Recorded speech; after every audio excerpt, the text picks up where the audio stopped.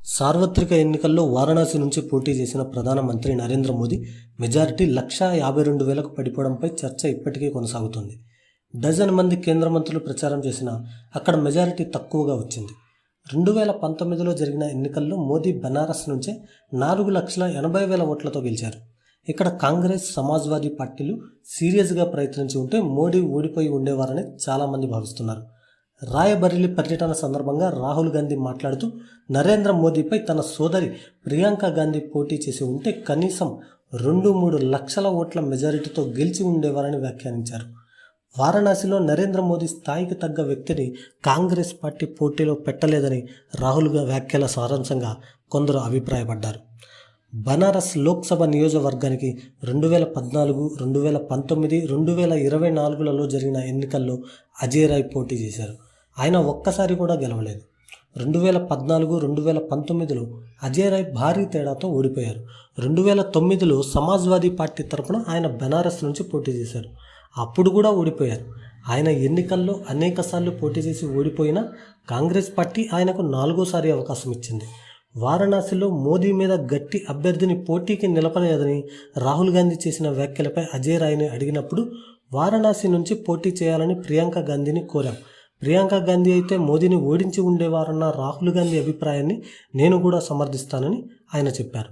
Samajwadi Party, Congress తరపున ఎన్నికల్లో పోటీ చేయడానికి ముందు అజయ్ రాయ్ బీజేపీలోనూ పనిచేశారు. మధ్యాహ్నం పూట మండుతున్న సూర్యుడు వారణాసిలోని నిస్రత్ ఘాట్ నుంచి గంగా నది వైపు మళ్లుతున్నాడు. గంగా నది ఘాట్లలో మెట్ల మీద నీడ విస్తరించే కొద్దీ పడవ నడిపేవారు చుట్టుపక్కల ఉన్న తమ ఇళ్లలో నుంచి బయటకు వచ్చి మెట్ల మీద కూర్చున్నారు. గంగా నదిలో విహారానికి తీసుకెళ్లమని అడిగే యాత్రికుల కోసం వారు ఎదురు చూస్తున్నారు. గౌరీశంకర్ నిషాద్ 2 గంటలుగా అక్కడే కూర్చుని ఉన్న ఆయన దగ్గరకు ఒక్కరు కూడా రాలేదు. సాయంత్రం అయ్యే కొద్దీ ఆయనలో నిరుత్సాహం పెరుగుతోంది. ఉదయం నుంచి ఆయన ₹1 కూడా సంపాదించలేకపోయారు. ఈరోజు ఆహారం, నీరు ఎలా అనే దానిపై ఆయనకు బెంగ పెరిగింది. కొన్నేళ్లుగా వారణాసిలో పడవలు నలుపుకునే వారి ఆదాయం అమాంతం తగ్గిపోయిందని గౌరీశంకర్ నిషాద్ చెప్పారు. 2014లో నరేంద్ర మోదీ గుజరాత్ నుంచి వారణాసికి వచ్చినప్పుడు మేము ఆయనకు చాలా ఉత్సాహంగా మద్దతిచ్చాం. మా పరిస్థితులు మారతాయని భావించాం. 2019లోనూ ఆయనపై మాకు ఆశలు ఉండేవి. అయితే ఆయన అజెండా ఏమిటో మాకిప్పుడు తెలిసొచ్చింది.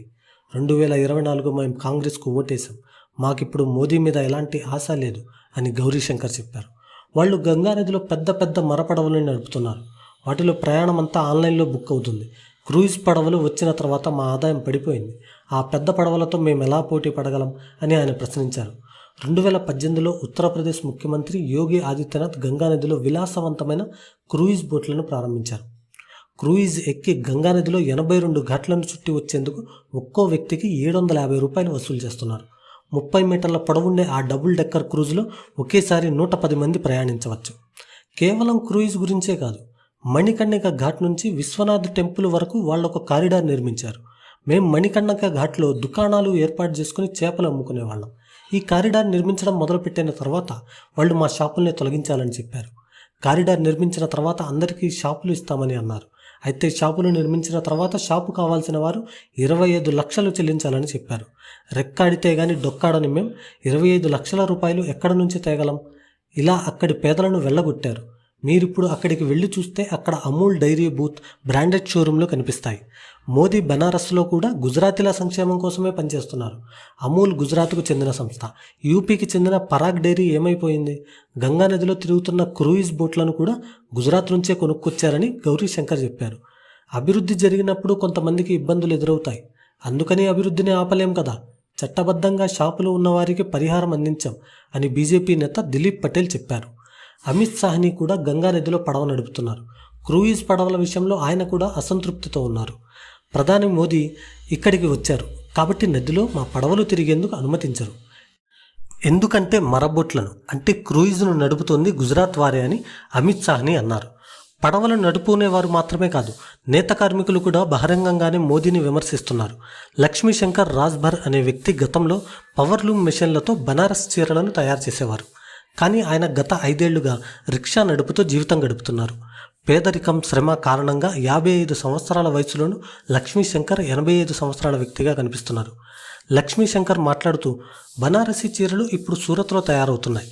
అక్కడ నుంచి బనారస్కు తీసుకొస్తున్నారు. ఇక్కడి నేతలు నిరుపయోగంగా మారారు. బనారసీ చీరను ఒకప్పుడు బ్రాండ్గా పిలిచేవారు. దానిని గుజరాతీలు స్వాధీనం చేసుకున్నారు అని ఆరోపించారు. ఆదాయానికి మించి జీఎస్టీ వసూలు చేస్తున్నారు. పవర్లు మిషన్ ఉన్న ఇంటిపై కమర్షియల్ ట్యాక్స్ విధిస్తారు. ఆదాయం లేకపోతే పన్నులు ఎలా చెల్లిస్తారు? కరెంటు కూడా వస్తూ పోతూ ఉంటుంది. దానిపై సబ్సిడీ వస్తుందన్న గ్యారంటీ లేదు అని వారణాసిలోని జలాలీపురానికి చెందిన లల్లు అన్సారీ అనే వ్యక్తి చెబుతున్నారు. లల్లు ఇంట్లో 4 పవర్లు మిషన్లు నడిచేవి. కానీ ఇప్పుడు అక్కడ టీ దుకాణం ప్రారంభమైంది. 2014లో మోదీ వారణాసి నుంచి ఎన్నికల్లో పోటీ చేసేందుకు వచ్చినప్పుడు నేత కార్మికుల స్థితిగతులను మెరుగుపరుస్తామని హామీ ఇచ్చారు. ఆ ఏడాది జూన్ 27న తొలిసారిగా టెక్స్టైల్ రంగంపై సమీక్ష జరగాలని మోదీ అధికారులకు సూచించారు. చేనేతను ఫ్యాషన్తో అనుసంధానం చేసే మార్గాన్ని కనుగొనాలని అధికారులకు చెప్పారు. అయినా నేటికి పరిష్కారానికి నోచుకోలేదు. వారణాసిలో నరేంద్ర మోదీకి మెజారిటీ తగ్గడంపై అక్కడి ప్రజలను అడిగితే రోడ్లు కారిడార్లు కడుపు నింపవు కదా అని చాలామంది బదులిచ్చారు. బనారస్లోని వ్యాపార అభివృద్ధి పనుల కాంట్రాక్టులు పూర్తిగా గుజరాతీల చేతుల్లోకి వెళ్లాయని కొందరు ఆరోపిస్తుండడాన్ని బనారస్ జిల్లా బీజేపీ అధ్యక్షుడు హన్సరాజ్ విశ్వకర్మ ఖండించారు. ట్రేడ్ ఫెసిలిటీ సెంటర్ గుజరాతీ వారికి ఇచ్చారని, తనకు తెలిసి మిగతావి ఇవ్వలేదని ఆయన స్పష్టం చేశారు. నేను నివాసం ఉండే కంచన్పూర్ వార్డులో దాదాపు 3500 ఓట్లు పోలవ్వగా అజయ్ రాయ్కి 1100 ఓట్లు రావడం ఎంత మూర్ఖత్వం అని విశ్వకర్మ అసంతృప్తి వ్యక్తం చేశారు. యాదవ్, కుష్వాహా, పటేల్, ముస్లింలు అజయ్ రాయ్కి ఓటు వేశారని ఆయన అభిప్రాయపడ్డారు. మోదీ వారణాసిలో ఓడినా ప్రధాని అయ్యేవారని, కానీ అది తమకు ఇబ్బందిగా ఉండేదని విశ్వకర్మ అన్నారు. బనారస్లోని 80 ఘాట్లో నివసిస్తున్న దాదాపు 300 మందిలో జయనరణ్ మిశ్రా కూడా ఒకరు. వారి ఇళ్లు ప్రభుత్వ భూమిలో ఉన్నాయని జిల్లా అధికారులు చెప్పారని మిశ్రా తెలిపారు. స్వాతంత్రానికి ముందు నుంచి మేము నివసిస్తున్న ఇల్లు, ఏళ్లుగా ఆస్తి పన్ను చెల్లిస్తున్న ఇల్లు ఇప్పుడు ప్రభుత్వ భూమిలో ఉందని చెబుతున్నారు. ఇక్కడ జగన్నాథ్ కారిడార్ నిర్మించాలనే ఆలోచన గుజరాత్ బీజేపీ నేత సునీల్ ఓజాది. ఈ కారిడార్ నిర్మించాలనుకుంటున్న జగన్నాథ దేవాలయం పురాతనమైనది కాదు. అభివృద్ధి పేరుతో విధ్వంసం చేయాలనుకునే వారిని ఎవరు ఆపగలరు? ఈ కారిడార్ను ఆపి ప్రజల ఇళ్లను రక్షించాలని స్థానిక Varanasi south BJP MLA Saurabh శ్రీవాస్తవను అడిగాను. అప్పుడు ఆయన మీ ఓట్లు మాకొద్దన్నారు అని జయనారాయణన్ మిశ్రా అన్నారు. ఆ 300 ఇళ్ళు అక్రమ నిర్మాణాలేనని, అయితే నగరంలో జరుగుతున్న అభివృద్ధి పనుల విషయంలో ప్రజల్లో కొంత అసంతృప్తి ఉందని బీజేపీ కాశీ అధ్యక్షుడు దిలీప్ పటేల్ అన్నారు. బనారస్లో గుజరాతీల ప్రభావం పెరుగుతోందన్న ఆరోపణలపై దిలీప్ స్పందిస్తూ ఇది స్థానిక ప్రజలను బీజేపీకి వ్యతిరేకంగా రెచ్చగొట్టేందుకు ప్రతిపక్షాలు పన్నిన ఎత్తుగడ అని అన్నారు.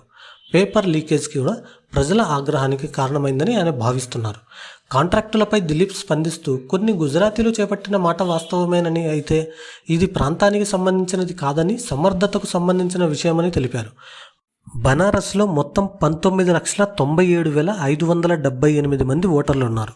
ఈ ఎన్నికల్లో అక్కడ 56.35% మంది ఓటు వేశారు.